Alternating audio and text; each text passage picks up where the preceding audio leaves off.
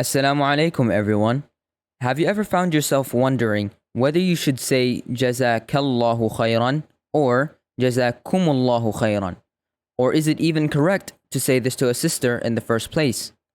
Well, let's clear up the confusion. Just like when you say كيف حالك to ask how are you to a male, you say JAZAAKALLAAHU khayran or barakallahu fika with ka referring to one male. But for addressing a female, you say كيف حالك. Similarly, you use JAZAAKALLAAHU khayran or barakallahu fiki with ki referring to one female. When it comes to a group, it changes too.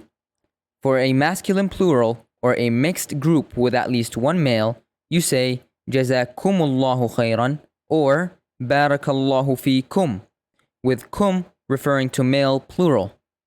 And for a group of females, it's jazaakunnallaahu khayran or barakallahu fikunna with kunna referring to a female plural. These small adjustments are crucial for accurate and respectful communication in Arabic.